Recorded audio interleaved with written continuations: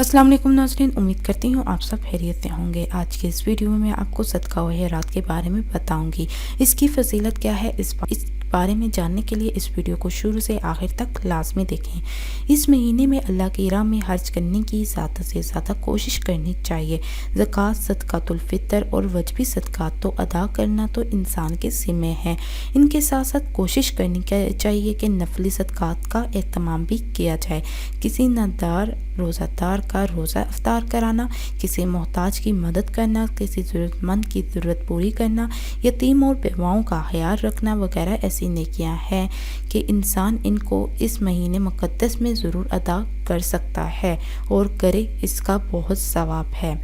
रमज़ान मुबारक में जहान और अमाल का अजर बढ़ जाता है, इसी तरह सदका व खैरात का अजर सवाब भी बढ़ जाता है। इसके लिए चंद हदीस जो हैं वो बयान करूँगी, उसका तर्जमा मैं आज आपको बताऊँगी। हज़रत अब्दुल्ला बिन अब्बास से रवायत है कि रसूल सल्लल्लाहु अलैहि वसल्लम जो दो सहा में तमाम इंसानों से भर कर थे और रमज़ान मुबारक में जबकि जब्राइल अलैहिस्सलाम आपके पास आते थे, आपकी सहावत बहुत ही बढ़ जाती थी। जब्राइल अलैहिस्सलाम रमज़ान की हर रात में आपके पास आते थे, आपसे कुरान करीम का दौर करते थे। इस वक्त रसूल सल्लल्लाहु अलैहि वसल्लम फ़याज़ी और सहावत और नफ़ा और रसानी में बादे रहमत से भी भरकर करते थे। हज़रत अनस बिन मालिक रज़ी अल्लाह ताला अन्हा बयान करते हैं कि हुज़ूर सल्लल्लाहु अलैहि वसल्लम से पूछा गया, कौन सा सदका अफजल है?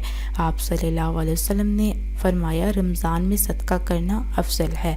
ये थी आज की हमारी छोटी सी वीडियो। इस वीडियो को लाइक, शेयर और सब्सक्राइब करें ताकि नई आने वाली वीडियो आप तक पहुंच सके। अल्लाह हाफिज़।